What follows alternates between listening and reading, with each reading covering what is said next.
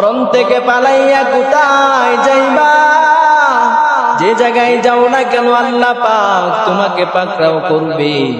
সুতরাং মরণকে যদি কেউ সামনে রেখে জীবন চালায়, তার জীবন সুন্দর হয়ে যাবে।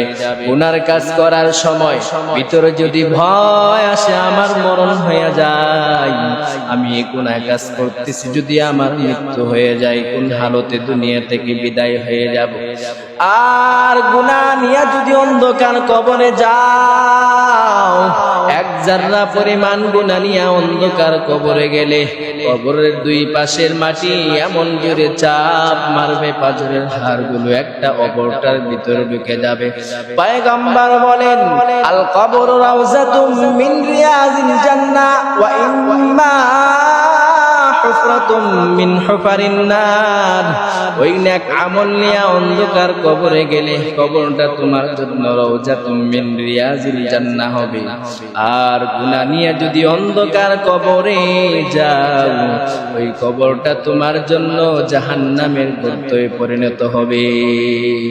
সুতরাং দুনিয়ায় আর কতদিন বাঁচবা জানা নাই। ওই দুনিয়া আসার একটা সিরিয়াল রয়েছে, যাওয়ার কোনো সিরিয়াল নাই।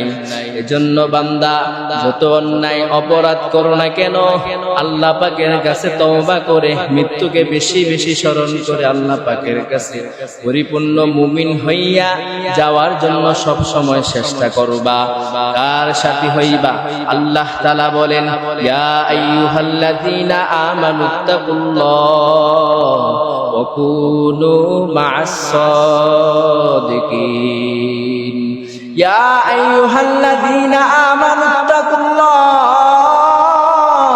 ওয়া কুনু মা'আস সাদিকিন।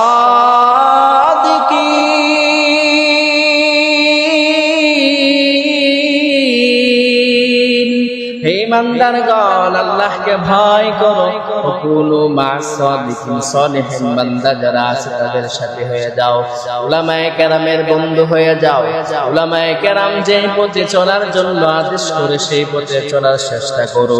কতদিন বাঁচবা জানা নাই, সালিহিন বান্দা যারা আছে তাদের সাথে হয়ে যাও। ওই দুনিয়াতে বেশি দিন থাকতে পারবা না।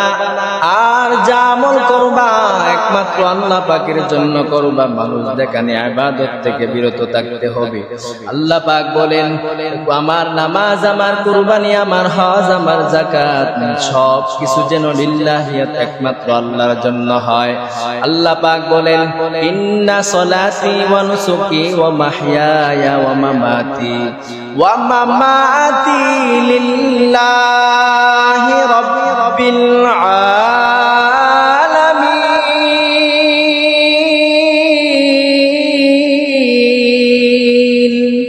হি কালামে জিন্দা কুরআনে হাকীম, হিকমতে উলায়া জালাস্তু কদিম।